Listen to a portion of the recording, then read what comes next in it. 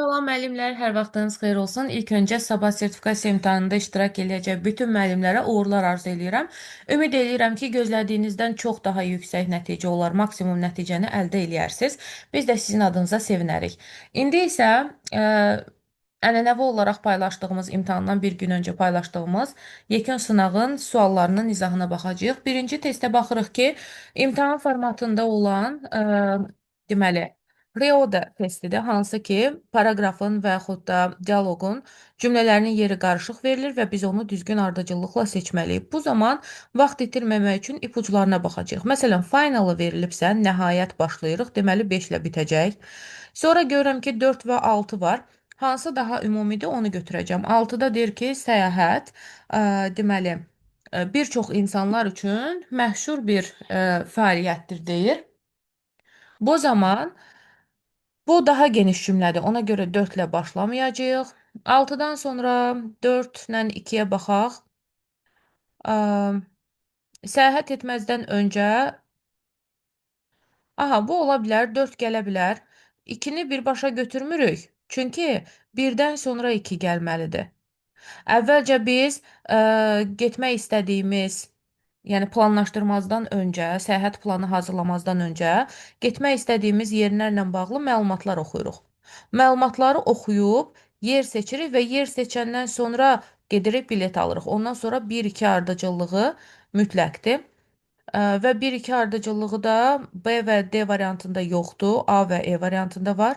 3-ə baxıram, 4-dən sonra 3 götürə bilərəmmi? 3-də biz deməli ilkin deməli marşrutumuzda olmayan maraqlı yerlər kəşf eləyirik. Bunu nə zaman kəşf eləyirik? Deməli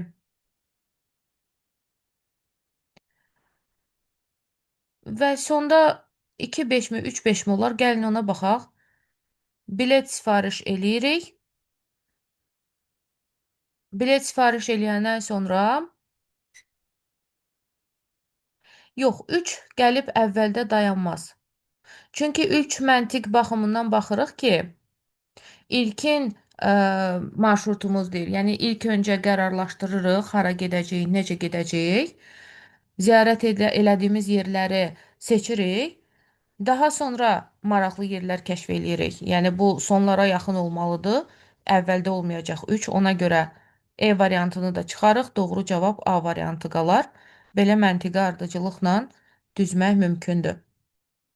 İmtahanda da vaxt itirməmək üçün maksimum şəkildə çalışmalısınız ki, o məntiqi ipuçlarını tapasınız. Əks halda çox vaxt apara bilər bu tipdə testləri işləmək. Daha sonra ikinci testlə davam edəcəyik. İkinci testdə sayla bağlı olan testi. For fifth başa düşürük ki, kəsir sayıdır. Çünki kəsir saylarında sürət miqdar sayı, məxrəc isə sıra sayı olur və əgər sürət birdən böyüksə, məxrəcə S əlavə olunur. Demək ki, bu kəsir sayıdır və kəsir saylarının mübtəda xəbər uzlaşmasında saydan sonra ofla birləşir. Ofdan sonra tək isim gəlibsə, xəbər tək olur. Cəm isim gəlibsə, xəbər cəm olur. Mütləq say mövzusunda mübtəda xəbər uzlaşmasını da yoxlamaq lazımdır. Bu doğru cavabdır A variantı. B variantında one and a half A və olmalıydı. Bir dənə yarı varsa a half olmalıdır. Sonra 200, 100 sözünün qarşısında rəqəm də gəlsə, kəmiyyət bildirən söz də gəlsə, bilirsiniz ki, cəmlənməməlidir. Bircə halda cəmlənə bilər ki, daha doğrusu cəmlənməsi üçün iki şərtimiz var. Ofdan sonra təyin edici olmamalıdır və qarşısında rəqəm olmamalıdır. O zaman hundreds of students formasında istifadə oluna bilər. Bu formada isə yanlışdır. The second and fourth ikinci və dördüncü bölmə deyirsə, yəni ikinci bölmə və dördüncü bölmə, iki dənə bölmə olur. O zaman xəbər cəm formada olmalıdır. Və sonuncu E variantında isə deməli tortun 4-dən 3-ü deyir. Bu zaman yenə də kəsir saydı və kəsir sayının sürəti birdən böyükdürsə, məxrəcə S əlavə etmək lazımdır. Həmçinin də ofdan sonra sayılan tək isim gəlibsə, cümlənin xəbəri də mütləq təkdə olmalıdır. Sonra davam edək üçüncü sualla. Üçüncü sualımız it, their qaydasıdır. Həm miqdə, həm sertifikasiyada düşür, çərçivə sənədində də olan bir qaydadır. Tərcüməyə baxacağıq. Var, vardır kimi tərcümə eləyiriksə də bilirsiniz ki, there is, there are və yaxud da fərqli zamanlarda götürə bilərsiniz. Yox, özündən sonra məsələn sifət gəlibdisə, o zaman there was götürə bilməzsiniz, there were götürə bilməzsiniz. It was olacaq. Birinci tərəfdə də cəm isim varsa da cəm ismin qarşısında there were götürmək lazımdır. Ona görə doğru cavabımız D variantıdır. Bunu dummy pronounları, pronoun mövzusunun içərisində də keçirik. Dummy pronoun, non-referential pronounlar və sair adı altında qaydaların içərisində rast gələ bilirsiniz. Və önəmli mövzudur. Bəzi çətin məqamları da var. Yaxşı olar ki, həmin dərsin üzərindən keçəsiz. Sonra gəldik. İmtahanda müəllimlər bu formada demək olar ki, mütləq deyərdim. Çünki bir neçə ildir həm MEQ, həm sertifikasiyada bu formatda bir dənə test düşür. Hansı ki, testin cümlənin içərisində bir dənə söz olur və həmin sözün definition'ını tapmaq bizdən tələb olunur. Lakin həmin söz elə bir söz olur ki, çox gözümüzün alışqan olmadığı bir söz olur. Dərsliklərdə və sair çox rastımıza çıxmayan bir söz olur. Həmin söz amma elə bir kontekstin içərisində verilir ki, kontekstdən biz onun mənasını başa düşüb, yəni cümlədə variantların arasından tapa bilərik. Ona görə bu tipdə test gələndə qarşınıza bu sözü bilmirəm deyib geri çəkilməyin. Konteksti başa düşməyə çalışsaz, çox asan kontekst verilir və siz onun mənasını da oradan tapıb yazacaqsınız. Söhbət nədən gedir? Emma deyir məclisə çatanda necə bir mənzərə gördü? Bir kişi deyir qış gödəkçəsi, üzgüçülük eynəyi və pirat papağı geyinmiş halda süpürgə ilə rəqs eləyirdi və hər kəs də ona təəccüblə baxırdı. Sizcə necə bir mənzərə idi? A variantında çox adi gözlənilən, B variantında strange, unusual, yəni qəribə və qeyri-adi. Əlbəttə ki, situasiyadan bu sözü bilməsəm belə, situasiyanın içərisindən başa düşdüm ki, B variantı doğru cavab olacaq. C-də deyir ki, rəsmi tədbir üçün uyğun. D variantında gənclər arasında məşhur, E variantında isə diqqətlə planlaşdırılmış və təşkil edilmiş. Bu çərçivə sənədində yazılıbdır ki, kontekstdən sözün başa düşülməsi, səhv eləmirəmsə belə bir cümlə qeyd olunmuşdu orada. Mənanın çıxarılması, bax bu tip testlərdir. Hansı ki, yenə deyirəm, bu sözü bilməsəz belə, ki 90% hallarda bilmədiyimiz sözlər olur, kontekstdən başa düşüb yazmaq lazımdır, özümüzü itirmək lazım deyil. Bu arada sözün tərcüməsi həqiqətən də qəribə, qeyri-adi deməkdir. Beşinci testlə davam eləyəcək. Beşinci test kausativlə bağlı olan bir testdir. Ə, və onun maşını deyir qəribə bir səs eləyir. O gərək neynəsin? Onu yoxlatsın. Əgər biz bir işi kiməsə etdiririksə, have something done. Have something feilin üçüncü quruluşu. Yəni passive kausativ deyirik biz buna. Həmin quruluşdan istifadə eləməliyik.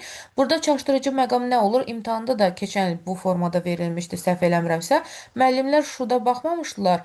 He-yə görə has it checked formasında götürmüşlər, amma shoulddan sonra bilirsiniz ki, bare infinitiv gəlməlidir. Ona görə də doğru cavabımız A variantı olacaq. Altıncı testdə verilən cümlənin məchul növə çevirmək lazımdır. Cümləni məchul növə çevirərkən adətən sertifikasiyada asan formada düşür cümlə. Cümlənin mübtədası ya atılacaq, ya da ki, cümlədə mütləq baydan sonra işlənməlidir. Yəni, fərqli formada cümlədə istifadə oluna bilməz. People around the world bu bir yerdə getdi mübtədə olaraq. Sonra tamamlıq millions of plastic bottles gələcək mübtədə yerinə. Cümlənin xəbəri olduğu zamanda məchul növə çevrilməlidir. Yəni, indiki sadə zamandadırsa, deməli, indiki sadə zamanda da məchul növə çevrilməlidir. Və bottles cəmdə olduğuna görə are consumed formasında veriləcək. Around the world, every day A variantı doğru cavabdır. Zaman dəyişib B variantında, zaman dəyişib C variantında, E variantında, D variantında, E-də isə zaman dəyişib, həmçinin də cümlə məchula çevrilməyibdir. Yeddinci testdə cümlədəki sözlərin yeri qarışıq verilir və biz düzgün ardıcıllığı yerləşdirməliyik. Baxıram, Yenə də bayaqki o ə, mətnin cümlələrini yerini dəyişdirmək, düzgün ardıcıllıq olan testdə dediyim kimi, burada da əgər sizi çaşdırırsa mütləq baxmaq lazımdır ki, ə, hansı sözdən sonra mütləq hansı söz gəlməlidir. Məsələn, burada sözlərə baxanda görürəm ki, ə, physical deməli,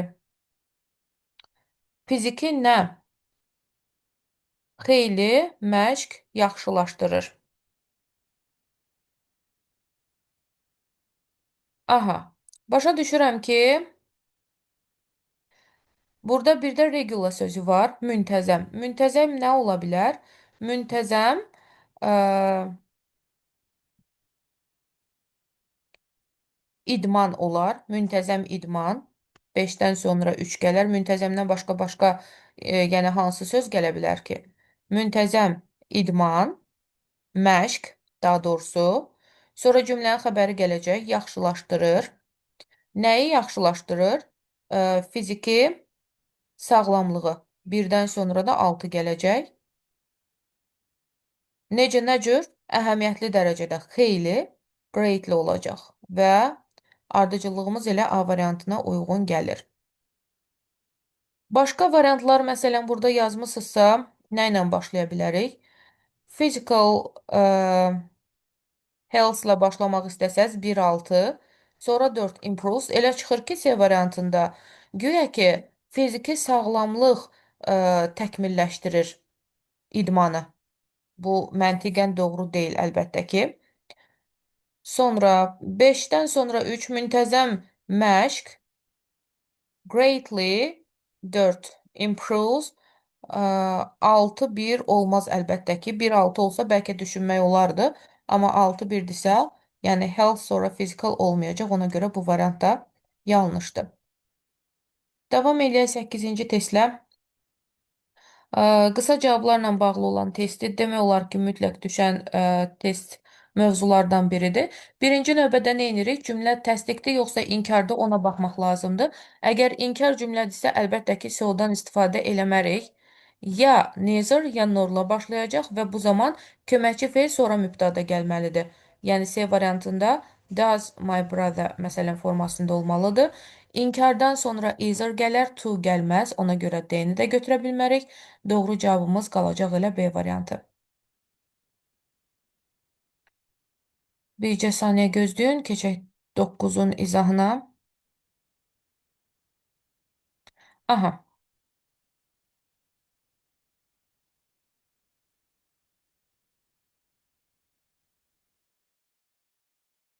9-cu testdə cümləni tamamlamaq tələb olunur. Cümlə tamamlama testləri sertifikasiya imtahanında adətən deməli, sözlərə əsaslanaraq, yəni müsbət, mənfi sözləri, mənfi mənalı sözləri biliriksə də asan şəkildə tapa bilərik. Burada deyir ki, tənqidi düşünmə, effektiv ünsiyyət və problem həll etmə bacarığı professional, yəni peşəkar, şəxsi və peşəkar, çoxsaylı şəxsi və peşəkar keyfiyyətlər arasındadır.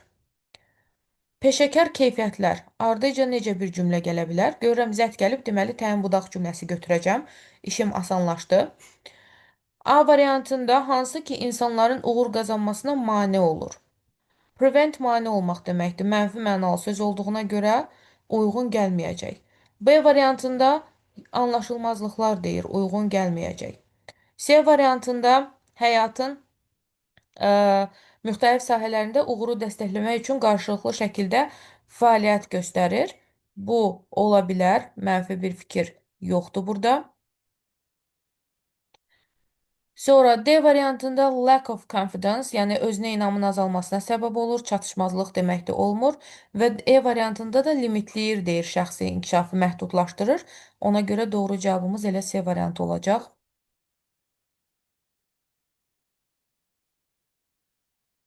10-cu testdə noun phrase tapmaq lazımdır. A collection of stamps doğrudur. Article of-dan əvvəlki ism aid olur. və bir kolleksiyadan danışdığına görə kolleksiyanın içərisində çoxlu stamslar olur, ona görə cəm formada olacaq. B variantı yanlışdır. C variantında collections of stamps formasında olardı. D variantında a collections olmaz, artiklı varsa cəmlənməz. E variantında isə sayılan isim artiklsız işlənməz, a collection olmalıydı. Sonra gəldik 11-ci testlə gəlin davam edək. 11-ci testdə yenə cümlə tamamlama ilə bağlı olan bir testdir. After years of hard work, yəni illərlə çox çalışandan sonra, uzun illər davam edən ağır zəhmətdən, işdən sonra şirkət yeni məhsulunu neynədi? Launch. Launch bazara çıxarmaq mənasında da ortaya çıxardı, bazara çıxardı. Sonra nəsə burada görürəm ki, ing gəlibdir. Demək ki, bu tərz hərəkət səhvliyi kimi tərcümə eləyəcəm. Necə, nə cür? Buradakı uğurla sözünə də diqqət eləyəcəksiniz. Uğurla bazara çıxardı. A-da deyir ki, maliyyə çöküşü ilə üzləşərək mənfi mənalıdır. Bazara daxil olmaq qərarından peşman olaraq. C variantında gələcək perspektivləri barədə özünü inamlı hiss edərək bu doğru cavabdır. D variantında öz mövcudluğu ilə bağlı ciddi şübhələr içində olaraq, şübhə içində olmaq. E variantında isə kaş ki layihədən daha əvvəl imtina etmiş olaydıq deyə düşünərək abandon bilirsən nədənsə imtina etmək mənasında işlənir ki, bu da uyğun gəlmir.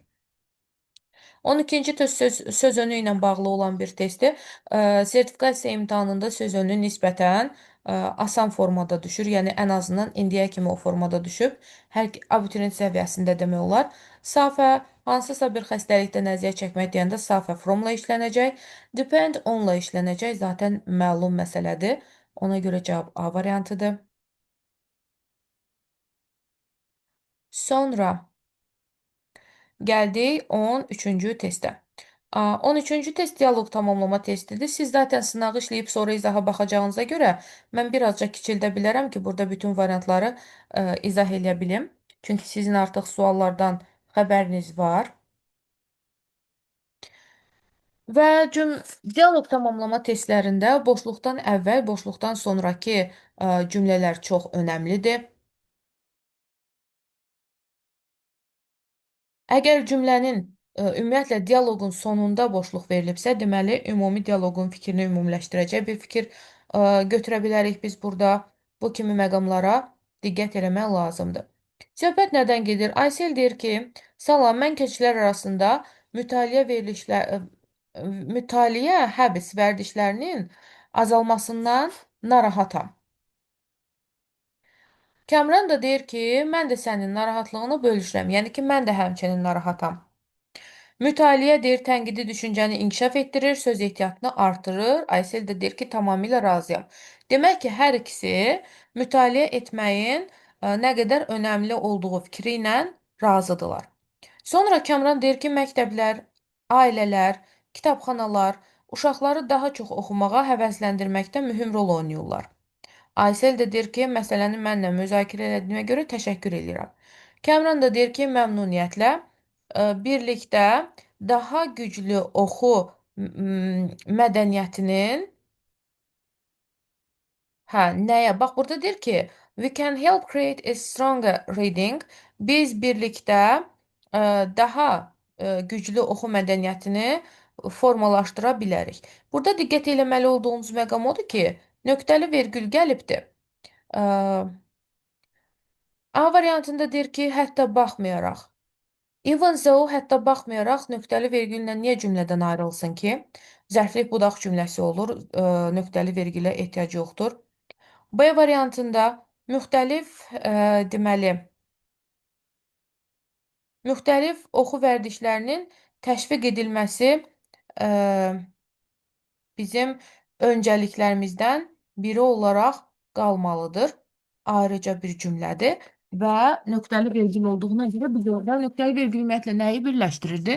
İki dənə independent clause, yəni compound sentence əmələ gətirir də.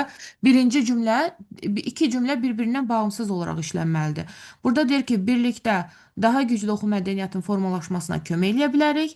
Daha sonra isə deyir ki, müntəzəm oxu vərdişlərinin təşviq edilməsi öncəliklərimizdən biri olaraq qalmalıdır. Ona görə də cavabımız B variantı olacaq. Digərlərində provided that var. Bu şərt budaq cümləsi bir şərtləkidir və zərflik budaq cümləsidir. Nöqtəli vergüllə ayrılmayacaq. D variantında daha az oxumağa vaxt sərf etmək uyğun gəlmir. E variantında isə yenə də nöqtəli vergüllə despite ayrılmayacaq. Ümumiyyətlə burada problem bilirsiniz nədir? Cümlə quruluşunu daha dəqiq bilmək lazımdır. Nöqtəli vergül ümumiyyətlə compound sentence'in tərkib hissələri bir-birinə ya nöqtəli vergül, ya coordinating conjunctionlar, yəni tabesizlik bağlayıcıları və yaxud da ki conjunctive adverblərlə bağlanır. Yəni biz bunlara transitionlar da deyirik. Məsələn, however, nevertheless, nonetheless, moreover və s. kimi bu üç vasitə ilə bağlana bilərlər. Əgər biz burada nöqtəli vergül görürsə, yəni ikinci bir tam cümlə, müstəqil bir fikir burada vermək lazımdır. Və bilirsiniz ki, provided that, even though, despite bunlardan sonra gələn formalar da nə olmur? Yəni tam formada müstəqil bir cümlə kimi istifadə olunmur. Ona görə o variantları götürə bilmirik. İndi biraz daha böyüdəcəm ki, daha rahat görəsiz testləri. 14-cü testə baxırıq. Düzgün cəm isim işlənmiş variant istənilir bizdən. Birincidə dear təki cəmi eyni olan isimdir. Rəqəmdən sonra gəlibsə deməli cəmdir. Amma cəmdirsə sonda ona qarşılıq its verilməzdi. There verilərdi. Ona görə yanlışdır. İkinci cümlədə two old women and five children. Two old women and five children. Burada bir problem yoxdur. C variantında some dear verilibdir. Təki cəmi eyni olan isimdir və qarşısında some verilibsə demək ki cəmdir. Cəmdirsə there is yox there are olmalıydı. D variantında woman kökündən dəyişərək cəmlənən isimlərin yerlik hal forması apostrof ilə düzəlir. Ona görə yanlışdır. E variantında isə hostess ümumiyyətlə sonu double s ilə bitən tək isimdir. Cəm isim deyil. Ona görə biz onu da düzgün cavab kimi götürə bilmirik. 15-ci test modal feillərlə bağlı olan bir testdir. The traffic is very heavy. Yəni çox sıxlıq idi, belə deyək. Çox sıxlıqdır daha doğrusu. Əgər o vaxtında çatmaq istəyirsə, indi nə etməlidir? Getməlidir. Əlbəttə must uyğun olacaq. Have to niyə olmaz? Çünki mübtəda he-dir, yəni üçüncü şəxsin təkidir. Has to olardı. Mustn't-dır, needn't-dır məna uyğun gəlmir. Are able to yenə həm quruluş, həm məna uyğun gəlməyəcək. Yaxşı, bəs əgər burada has to verilsəydi nə edəcəkdik? Yəni have to deyil də has to verilib. Onda necə seçirdik? Onda modal feillərdə keçdiyimiz qaydanı, must və have to qaydasını fərqini yadımıza salırıq. Deyirik ki, kənardan olan bir məcburiyyət varsa da have to istifadə edirik. Daxildən gələn bir məcburiyyət, bir istək varsa, o zaman mustdan istifadə eləyəcəyik. Daha sonra 16-cı testə baxırıq. İmtahanda da adətən bu formada 3 dənə bir-birinə bənzəyən sözlər verilir. Ya mənaca bənzəyən, ya quruluşca bənzəyən ki, yəni yazılışı bənzəyən ki, müəllimlər biraz çaşdırıcı olsun. Bu zamanda mən həmişə deyirəm ki, sözlərə diqqətlə baxın. Hamımız ingilis dili müəllimiyik və istər-istəməz bu sözləri əzbər bilməsək belə, əvvəllər hardasa bu söz bizim gözümüzə dəyib, hansısa kontekstin içərisində biz onu oxumuşuq və şuuraltı bunu özündə saxlayır. Ona görə də diqqətlə baxanda, uyğunlaşdırmağa çalışanda düzgün cavab tapmaq ehtimalımız böyükdür. Bir də ki, nəyə baxacaqsınız bu tip sözlərdə? Yəni siz baxırsınız variantlarda görürsünüz ki, bir dənə infinitiv verilibdir. Deməli, bunlardan cəmi biri feildir. Şəkilçilərinə və s. baxıb feil olanı tapmaq olar. The act of verilibsə deməli nəsə eləmək yoludur, belə deyək. A variantında da ismin tərcüməsini belə deyək, definition veribdir. İndi baxırıq. Ümumiyyətlə complement feil formasıdır. Bu həm isim, həm feil kimi işlənə bilir. Amma görürsünüz ki, başqa feilə uyğun gələn bir şey olmayacaq. Ona görə birə S götürəcəyik. Bir şeylə yaxşı uyğunlaşaraq onu daha yaxşı və yaxud da daha ə, cəlbedici göstərmək belə ola bilər tərcüməsi. İkinci də bu kiməsə kompliment demək, tərif, kompliment, nəzakətli heyranlıq ifadəsi 2A-ya uyğun gələcək. 3-də isə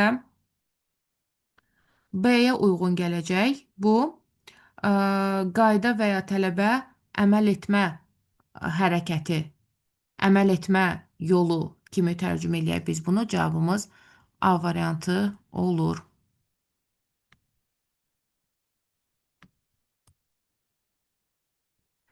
17-ci suala baxacağıq indi. 17-ci sual bəzən gerundu tapın, bəzən infinitivi bağışlayın, participle'ı tapın deyə test gəlir imtahanda, həm miqdə, həm sertifikasiyada. Ona görə onların işlənmə yerlərini harda olanda gerund olur, harda olanda participle və yaxud da verbal noun olur. Bunları dəqiq öyrənmək lazımdır. Birincidə reading before bedtime helps me relax. Yatmazdan əvvəl kitab oxumaq mənə rahatlamağa kömək eləyir. Cümlənin xəbəri help kömək eləyir. Nə? Yatmazdan öncə oxumaq. Deməli, cümlənin mübtədası funksiyasında olan ing-li söz gerund olur. Biri götürə bilirik. İsimdən sonra gələn, onu təyin eləyən söz participle olur. Hazırlaşan, burada təyin budaq cümləsi olub da. The students who prepared bu formada olub. İxtisar gedir məlum növdə olduğuna görə present participle qalır. 3-də feildən sonra gəlib cümlənin tamamlığı funksiyasında işlənmiş ing-li söz gerund olur. 4-də cümlə əgər ing-li sözlə başlayıbsa, amma bu cümlənin mübtədası deyil, cümlənin mübtədası başqa bir sözdürsə, o zaman bu participle'dır, ixtisar gedibdir. Yəni cavabımız 1 və 3 C variantına uyğun gəlir.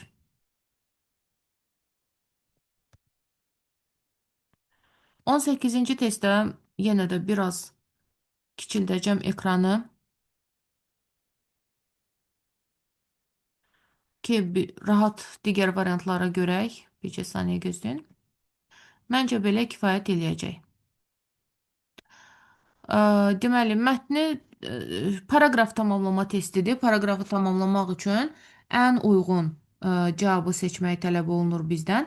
Bu tip testlərdə yenə də boşluqdan əvvəlki cümləyə çox diqqətli olmaq lazımdır. Diqqətli baxmaq lazımdır.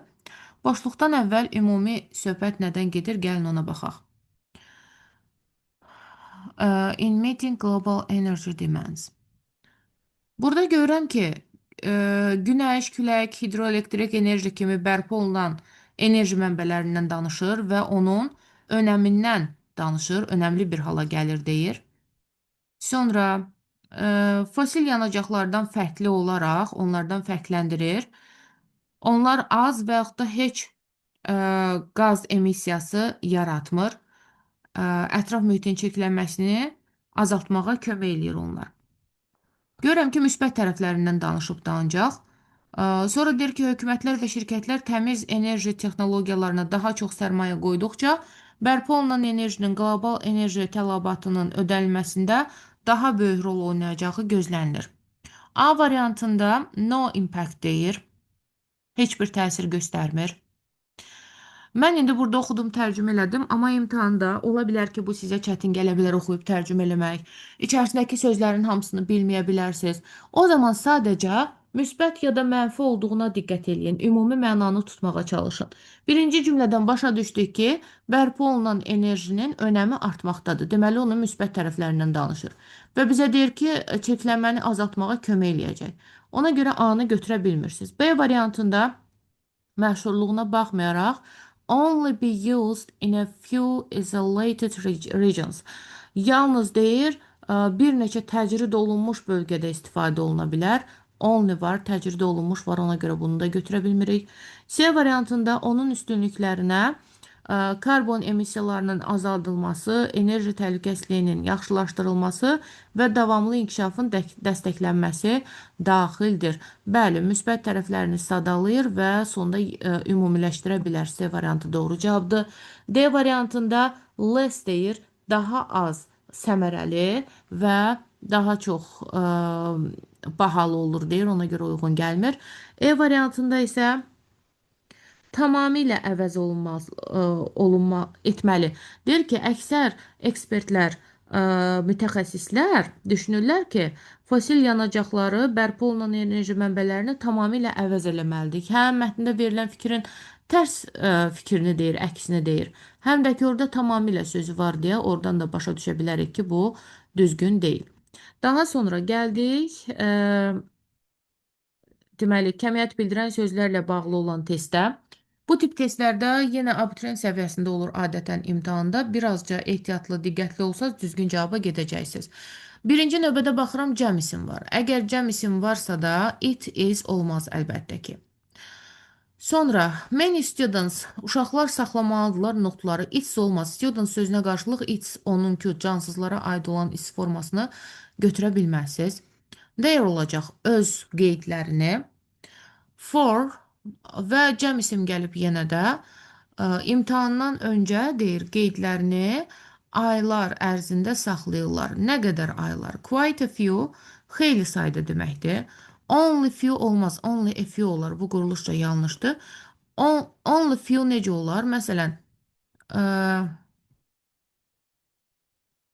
yox, elə bura gəlib çıxır da, article olacaq. Only a few months bu çox az demək olar ki, yox mənasına gəlib çıxır. Yox, bağışlayın. Burada only-ni qüvvətləndirici ədad kimi düşünsək, iki formada düzgün olacaq. Mən buna saytda düzəliş eləmişdim bu testdə. Orada səhv eləmirəmsə, burada it's yazmışıq.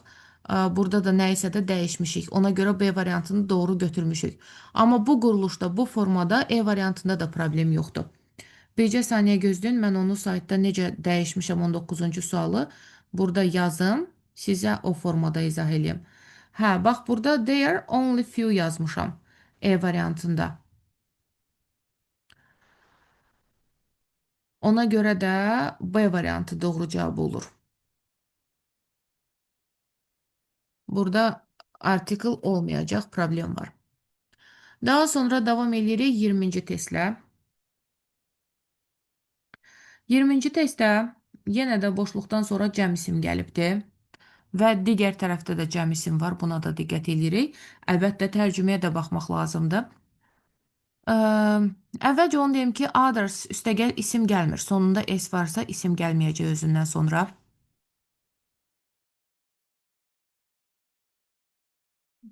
Daha sonra so-dan birbaşa sonra isim gəlməz A variantında çıxacam.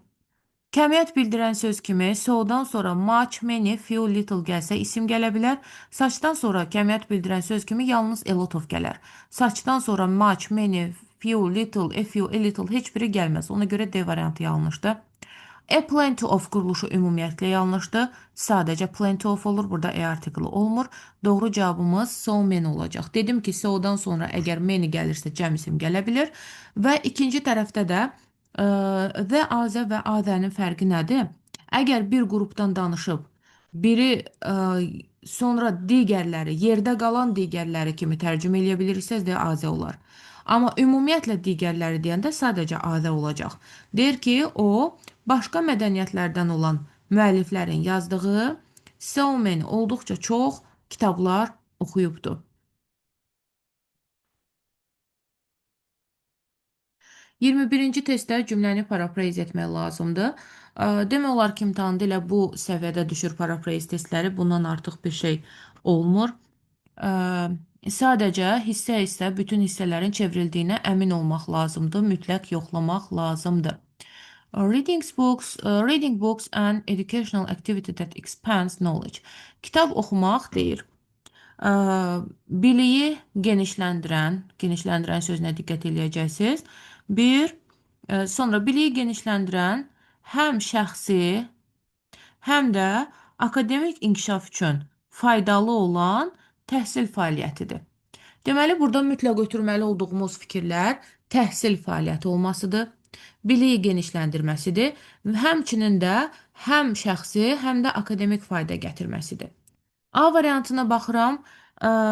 Kitab oxumaq əsasən deyir, Əsasən primarily, əsasən ə, biliyi inkişaf etdirən fəaliyyətdir. Bu doğru deyil. Hər ikisini inkişaf etdirirdi. B variantında kitab oxumaq biliyi genişləndirən təhsil fəaliyyətidir. Baxmayaraq ki, akademik inkişafa töhfəsi çox vaxt məhdud olur. Yenə də cümlədə ziddiyyət yoxdur. C variantında kitab oxumaq that supports personal development while hərçənd ki deməkdir və little effektdə demək olar ki, effekti yoxdur akademik prosesə. Bu da doğru deyil. D variantı doğru cavab olacaq. Broaden, expand sözü broaden sözü ilə əvəz olunubdur. Ondan sonra burada fayda verir deyir. Burada benefit sözü ilə əvəz olunub, contribute və personal, individual, academic development isə success sözü ilə əvəz olunub. Yəni hər bir söz öz sinonimi ilə əvəz olunubdur və ümumi məna da ötürülübdür. Ona görə cavab elə D variantı olacaq. Davam edirik 22-ci sualla. 22-ci sualda Sarah bought bircə saniyə. Sarah bought a laptop. Birinci dəfə əgər sayıla bilən tək isim varsa, ümumiyyətlə cümlədə sayıla bilən tək isim varsa da artiklsız işlənməz. Mütləq mənasına görə fərqli ola bilər. Ya müəyyənlik, ya qeyri-müəyyənlik ola bilər. Amma təyin edici orada mütləqdir. Təyin edicisiz işlənməz. Ona görə E variantı və D variantını ələyirik. Sonra Sarah bought a laptop to improve təkmilləşdirmək üçün kompüter bacarıqlarını cəm isimdir. Cəm isim bilirsiniz, əgər ümumi mənada işlənibsə artiklsız olacaq. Ona görə cavab B variantı olur elə və laptop sözündən də ikinci dəfə qayıdıb danışanda artıq müəyyən artiklı istifadə olunmalıdır.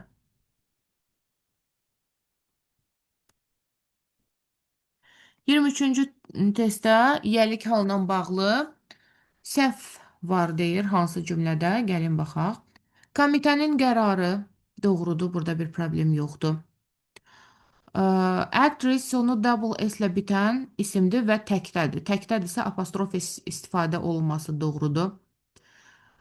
Müəllimin gəlişi, bu qədər erkən gəlişi, müəllimin bu qədər tez gəlməsi bizi təəccübləndirdi. Müəllimin gəlişi, burada arriving gerunddur, bu da doğrudur. The book's cover, kitabın üzü. Sadəcə olaraq burada problem nədədir? Cansız isimlərin yəlik halı apostrof S-dən düzəlmir. Ona görə səhv D variantındadır. E variantında isə double possessivedir. Ya deyəcək ki, the advice of my sister's friends, ya da my sister's friends advice deyəcək. Bacımın dostu, dostunun məsləhəti. Ona görə E variantı doğru cavabdır.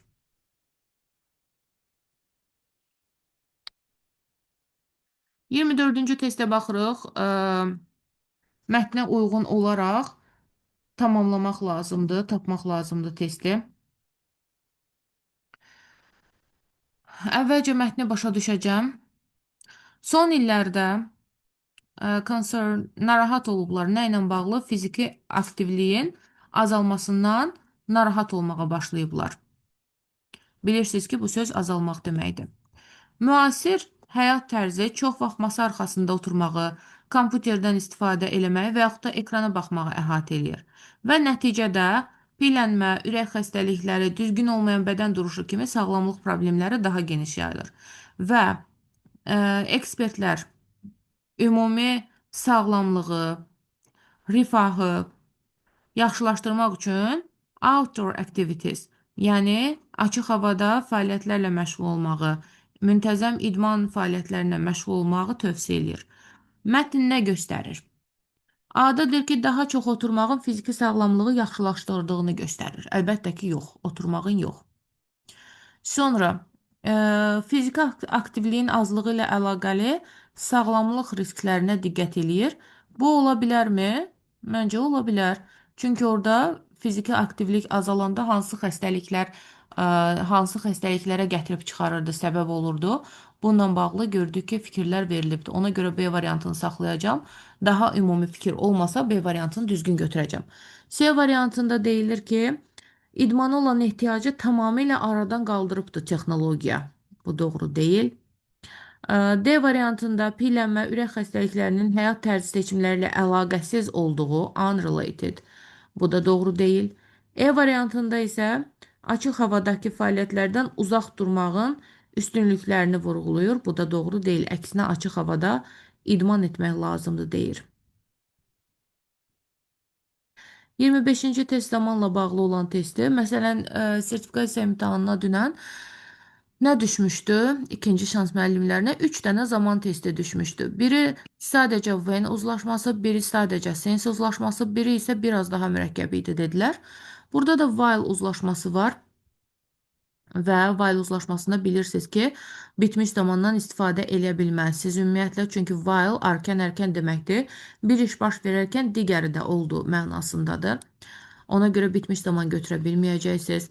Sadə zaman götürə bilməyəcəksiniz, çünki sadə zaman həm də ki, indiki və keçmiş sadə zaman uzlaşmır.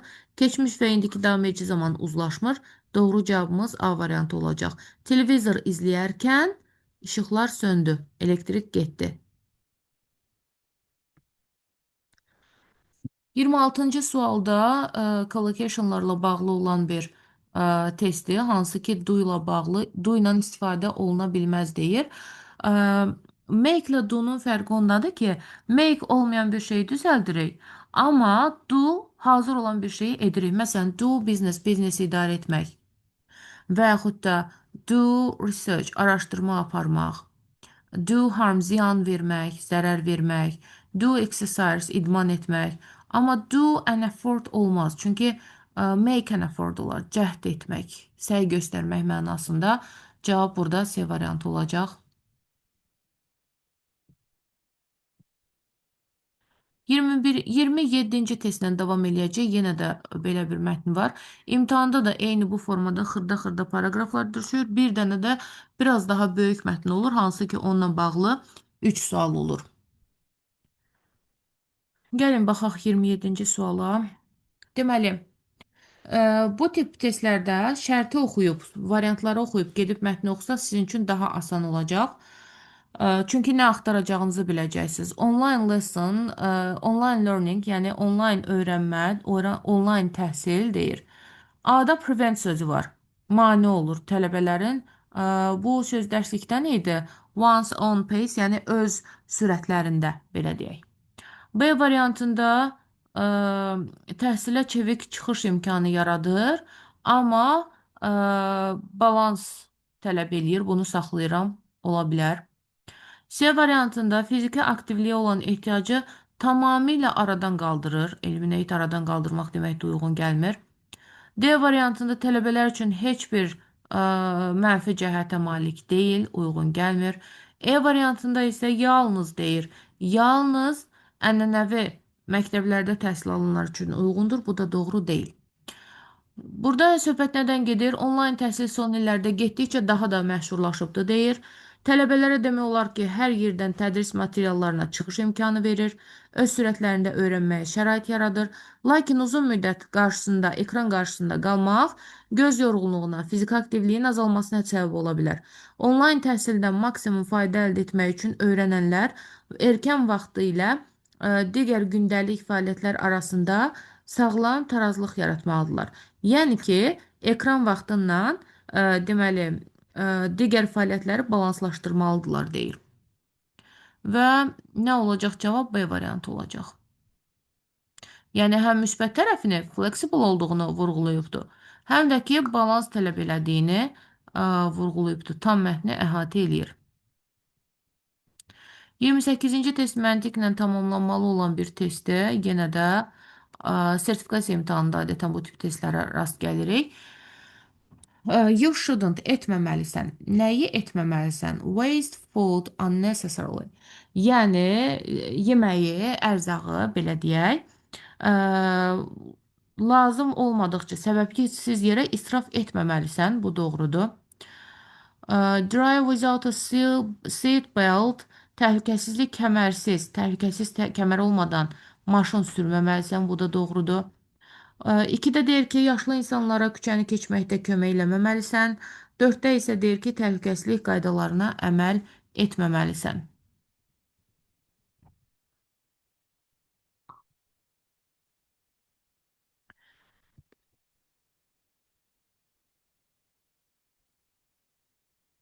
Iyirmi doqquzuncu testlə davam edirik. Yenə də bir mətnlə bağlı olan testdir.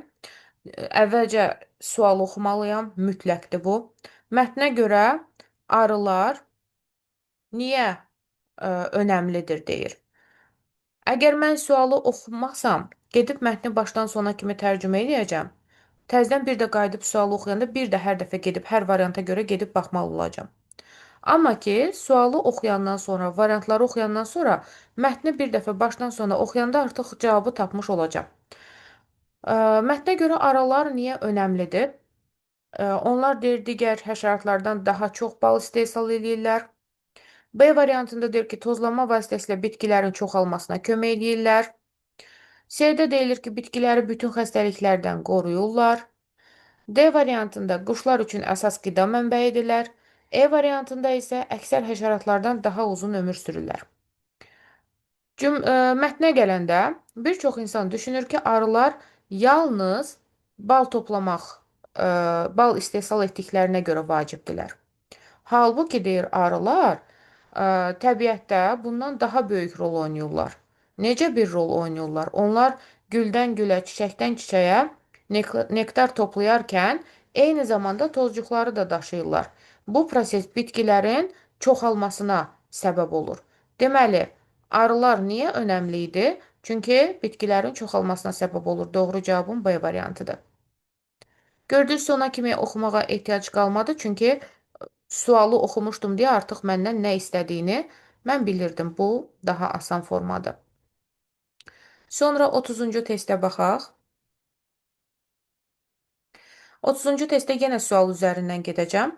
Burada isə deyir ki, bir dənə səbəbdir. Hansı ki, azaldan. Yəni, arı populyasiyasının azalmasının səbəblərindən birinidir. Bu artıq reading for detail, yəni hansısa bir detal üçün məndən konkret sual soruşur.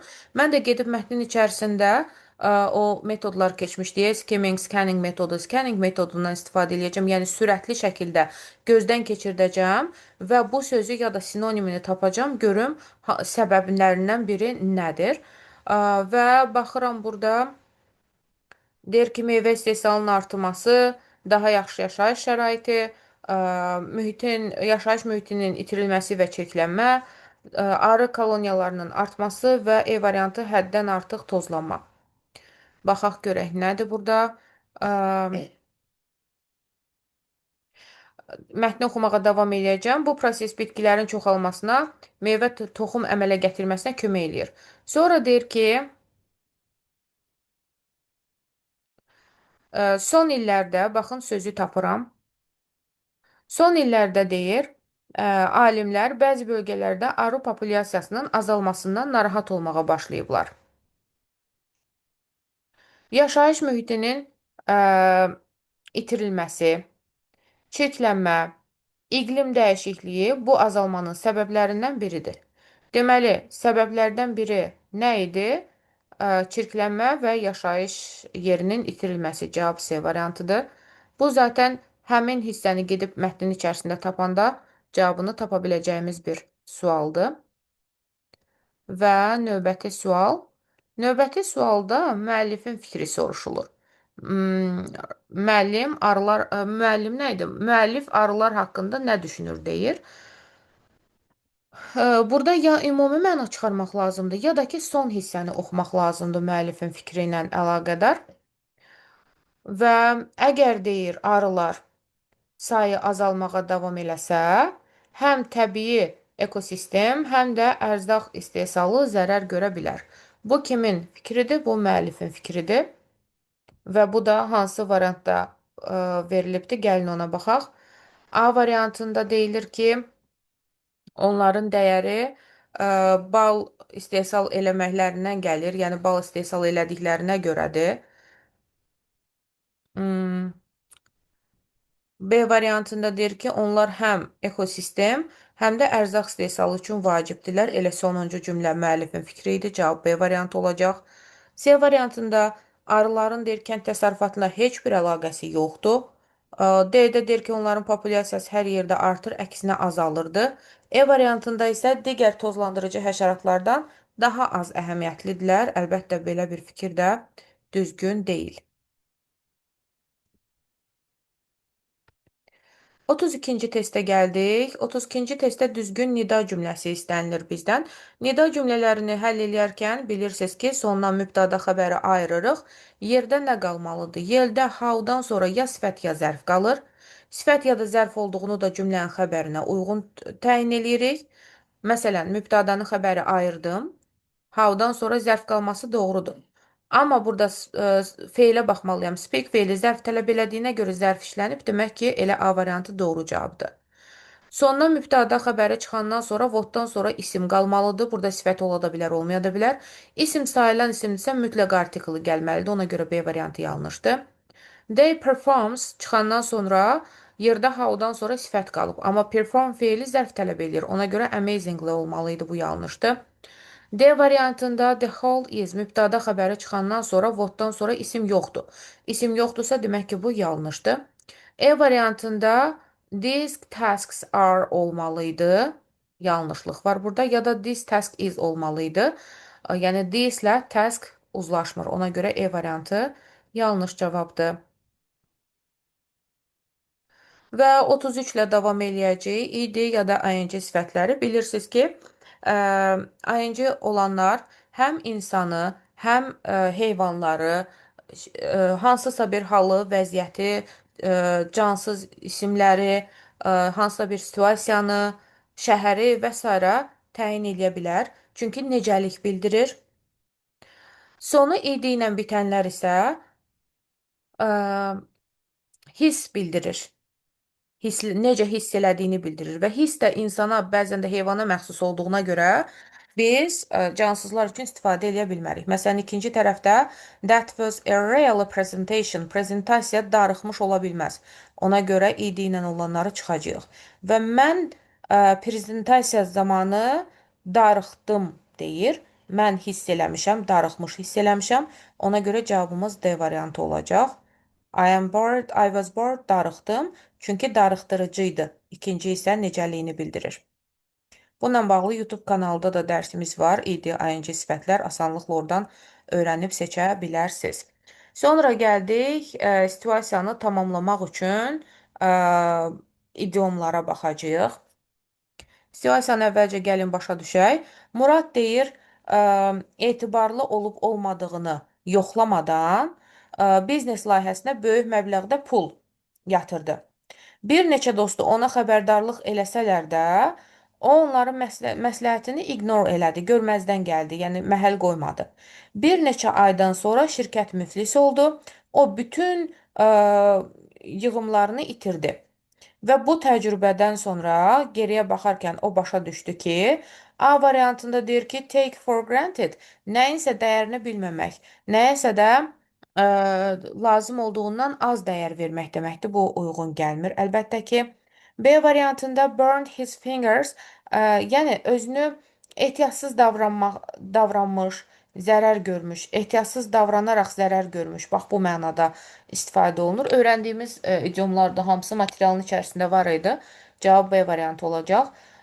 Blown his own trumpet özünü həddən artıq tərifləmək deməkdir.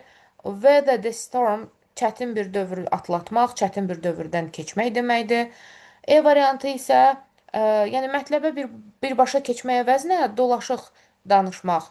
O deyir, mus deyincə Mustafanı de. Bax, o mənada, yəni söhbəti fırlatmaq mənasındadır ki, bu da uyğun gəlmir. D variantı biraz sizi çaşdıra bilərdi ki, burada problemli bir dövrdə atlatmaq, keçirmək, amma bu adam atlata bilməyibdi də, bankrot olub, hər şeyini itiribdi. Ona görə D mənaca uyğun gəlmir.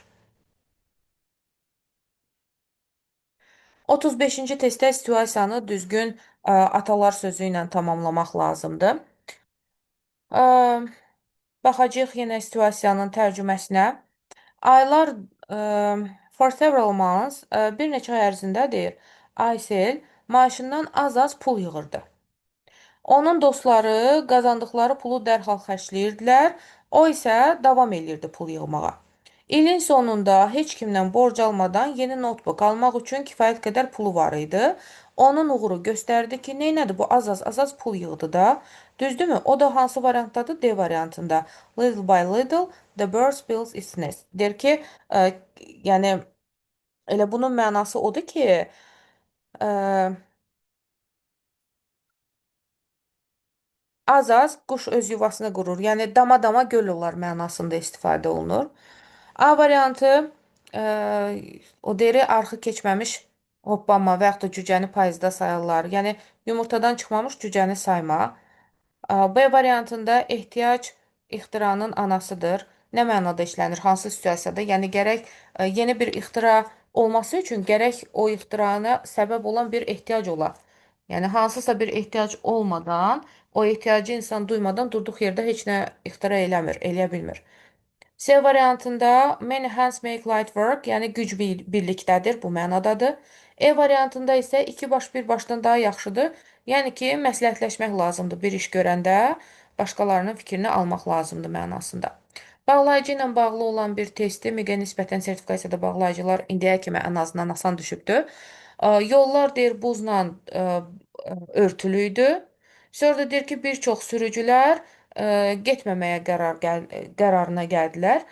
Nə olacaqsa o beləliklə nəticə bildirir. Həmçinin cümlədə vergül var boşluqdan əvvəl. Bilirsiniz ki, coordinating conjunctionlar özlərindən öncə vergül alırlar. Bir dənə də coordinating conjunction D variantındadır.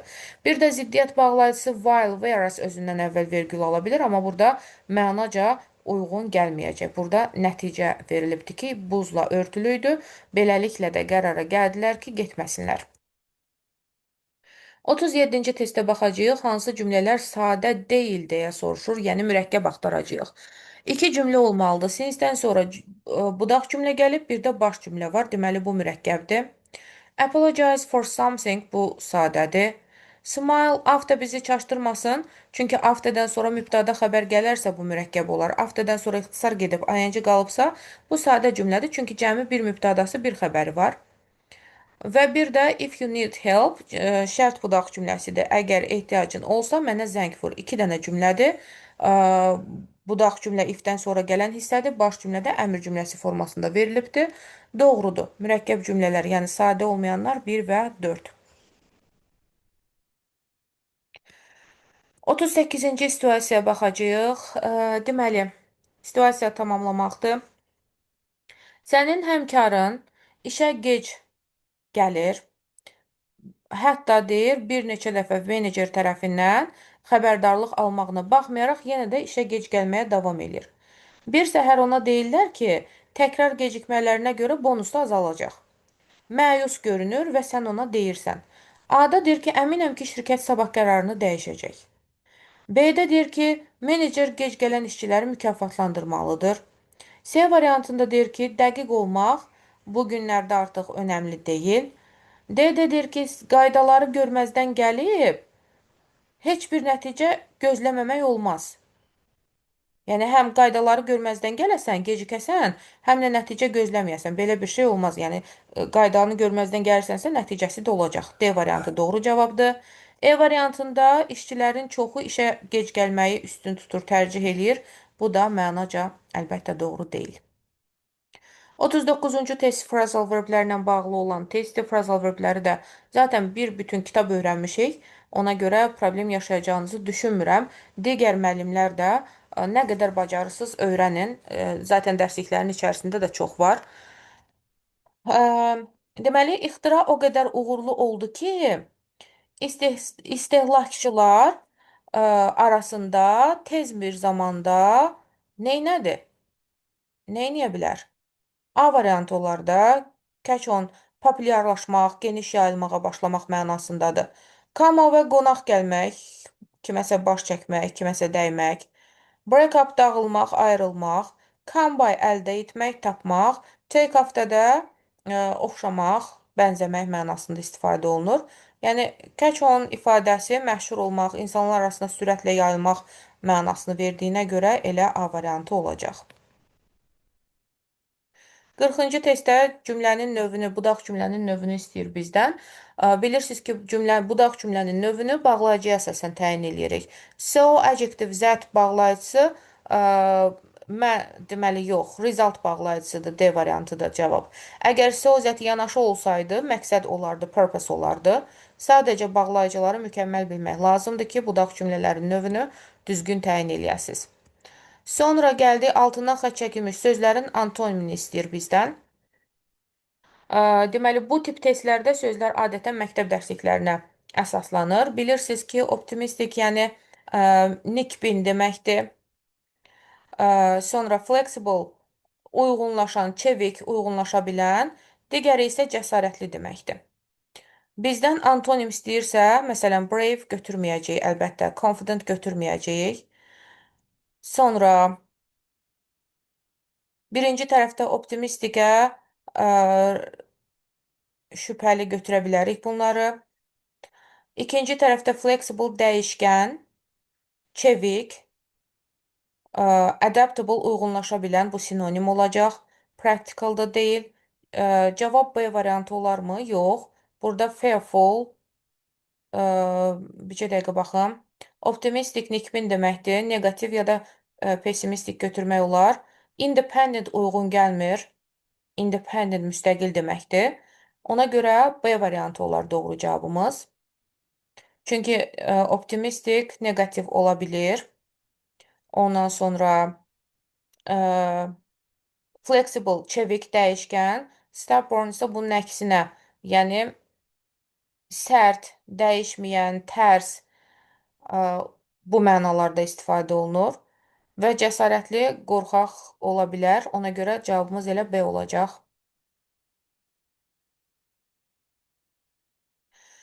42-ci testdə vasitəli, vasitəsiz nitq qaydasıdır.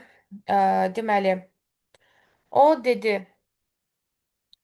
mənim qayğı göstərdiyim insanlar çox yaxşıdırlar. Baş cümlənin xəbəri keçmişdədirsə, dırnaq içərisindəki cümlələr bir zaman geri atılacaq. Xüsusi bir hal tələb edən qayda yoxdur, hansı ki, bilirsiniz də modal feillərdir.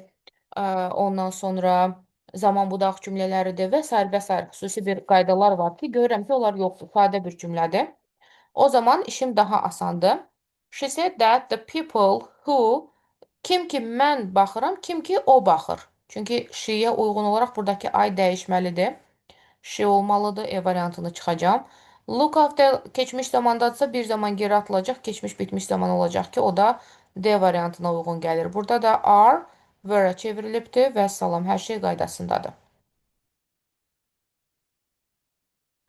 43-cü testdə beautiful enough, enough qaydasını necə seçirdik? Enough'ı birinci sifətlə, zərflə yoxluyursunuz. Görüm, enough sifətə mi aiddir? Bəli, enough sifətə aid olanda sifət enough'dan öncə gəlir. Bax, bu quruluşun tərkibində sifətlə enough bir yerdə təyin eləyir ismi. Və bu zaman istənilən formada isim gələ bilər. Sayılan tək isim də gələ bilər, cəm isim də gələ bilər və sayılmayan isim də gələ bilər. Ona görə bir doğrudur. İkinci, dedik ki, saçdan sonra kəmiyyət bildirən söz kimi yalnız və yalnız a lot of gələr. A few gəlməz. Ona görə ya da a little ya da ki few little gəlməz. Ona görə 2 yanlışdır. 3 də deyəcəksiniz a little gəlibdir. Kəmiyyət bildirən söz kimi a little gəlməz. Yəni saçdan sonra a little ya da little gəlib sayıla bilməyən isim gəlməz. Amma sayıla bilən tək isim gələ bilər əlbəttə ki. Bu zaman little burada kəmiyyət bildirən söz olmur. Balaca mənasında olur. Balaca bir it mənasındadır. Ona görə bu doğrudur. So-dan sonra da a lot of gəlməz. So-dan sonra much, many, few, little gələr. Ona görə 1 ilə 3 doğrudur. Konkret qaydadır. Biraz da üçüncüdə diqqət tələb eləyir. 44-də düzgün inkar cümlə istənilir bizdən. She doesn't have some friends olmaz. Çünki inkardan sonra some deyil, any və törəmələri işlənməlidir. Ona görə A variantı yanlış olacaq. Sonra B variantında no-dan sonra təyin edici gəlmir. Ona görə B variantı da yanlış olacaq. I don't like apples or orange. Bu doğrudur. Çünki inkardan sonra and deyil də or istifadə olunur. C doğru cavabdır. Nobody doesn't iki inkar bir cümlədə olmaz. Didn't nothing bir cümlədə iki inkar olmaz deyə D və E variantları da həmçinin yanlışdır. 45-ci testə baxırıq. Düzgün sinonim cütü istənilir bizdən. Yenə də bu tip sözlər adətən dərslik kitablarına əsaslanır. İçərisində də 1-2 dənə dərslikdən olmayan sözlər də ola bilir ki, artıq bizim məntiqimizə qalıb orada nə dərəcədə uyğunlaşdıra bilirik. Birinci də abandon, desert hər ikisi tərk etmək deməkdir. Expand, enlarge hər ikisi genişləndirmək deməkdir.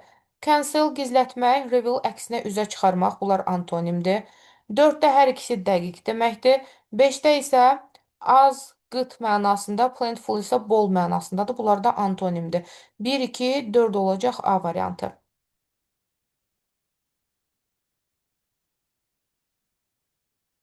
Daha sonra gəldik 46-cı testə. 46-cı testdə düzgün mübtəda xəbər uzlaşması istənilir bizdən. Bilirsiniz ki, either of-dan sonra cəm isim tək xəbər gəlməlidir, yanlışdır. Ə, Ölçü, məbləğ, məsafə, zaman bildirən sözlər xəbəri təkdə alacaq. $10 is enough olmalı idi, yanlışdır.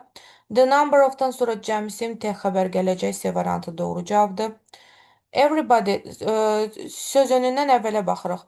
Everybody knows olmalıdır. Törəmələr xəbəri təkdə alırlar.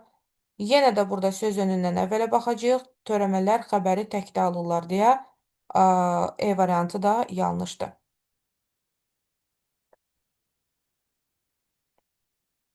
Getdik 47-ci testə. 47-ci testdə sifətin düzgün dərəcəsi istənilir bizdən. Baxıram, burada far var. Far özündən sonra müqayisə dərəcəsi alır. By far üstünlük dərəcəsi alır. Həmçinin də zən var. Deməli, nə olacaq? Birinci tərəf müqayisə dərəcəsi olacaq. Digər variantlara çıxım. İkinci tərəfdə isə one of the. One of the deyirsə də deməli ən yadda qalan deməkdir. Və hə, burada yenə də saytda düzəliş eləmişəm. Burada cümlənin özündə Z artiklı olmamalıdır və C variantı doğru cavab olacaq. Bircə saniyə buna da baxın, mən saytda necə düzəliş eləmişəm, sizə deyəcəm 47-ci testdə. Əvvəlcə problem var idi, paylaşmazdan öncə düzəltmişəm, amma bu materialda düzəltməyi unutmuşuq. Burada deməli B variantında more tired yazmışıq bu formada. Ona görə də B variantı yanlış olubdur. C variantı bu formada düzgün cavab olubdur. İkinci tərəfdə də üstünlük dərəcəsi.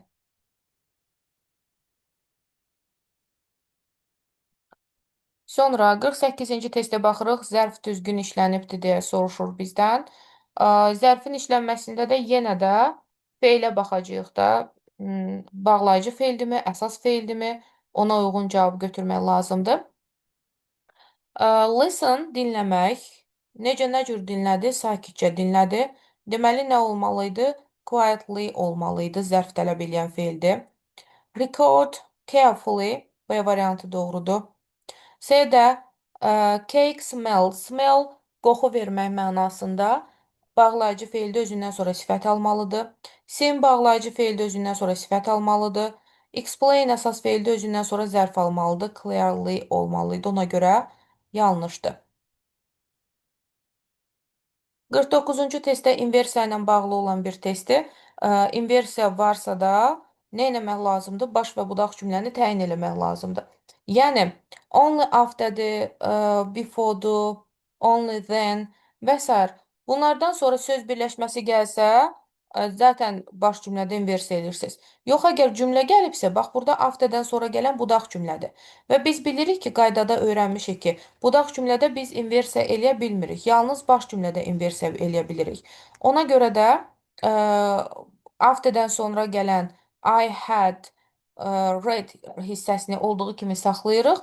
Digər tərəfdə, yəni baş cümlədə inversiya eləyirik. A variantı doğru cavabdır. B variantında inversiya olmayıbdır. C variantında hər iki tərəfdə inversiya olubdur. Ondan sonra D variantında I did nə işi var burada? E variantı deyəsən elə C ilə eynidir, amma hər iki tərəfdə inversiya olubdur, yanlışdır. Zaten doğru cavabımız A variantı olacaq. Və 50-ci testə baxırıq. 50-ci testdə bizdən düzgün sual cümləsi istənilir. Sual cümləsi necə idi? Əgər cümlənin mübtədasına sual veririksə və yaxud da mübtədanın təyininə sual veririksə, ardıca birbaşa xəbər gələcək. Yox, əgər digər cümlə üzvünə sual veririksə, o zaman sual sözü yazılacaq, sonra isə cümlə ümumi suala çevrilməlidir mütləq. Çevrilməsə yanlışdır. Məsələn, what were discussing? Buradan elə başa düşürük ki, güya ki, nə müzakirə eləyir? Əgər uşaqlar nəyi müzakirə eləyir deyəcəkdiksə, sual sözü yazılacaqdı, sonra köməkçi fe'l mübtədədən əvvələ keçəcəkdi. Were the students discussing olacaqdı. Ona görə bu doğru deyil. Sual sözü gəlib where, amma cümlə suala çevrilməyibdi. Has your brother been working olmalıydı. C variantında sual sözü gəlib cümlə suala çevrilibdi, ümumi suala. Why did she leave? Niyə bu qədər erkən gedibdi? C variantı doğru cavabdır. D variantında how long sual sözü gəlibdi. Köməkçi fe'l keçməlidir mübtədədən əvvələ, amma burada been də yanında keçibdi. Olmaz. Have they been olmalıydı. E variantında isə how many languages speak your cousin olmaz axı. Əsas fe'l yox, köməkçi fe'l keçməlidir. Does your cousin speak formasında olsaydı doğru olmuş olardı. Beləliklə müəllimlər, bu sınağın da suallarının izahının sonuna gəldik. Bir daha hər birinizə uğurlar arzu eləyirəm. Ümid eləyirəm ki, bu sınaqda topladığınızın daha çoxunu sabah imtahanda əldə eləyərsiniz. Sağ olun, sabah gözəl nəticələrinizi eşitmək diləyi ilə.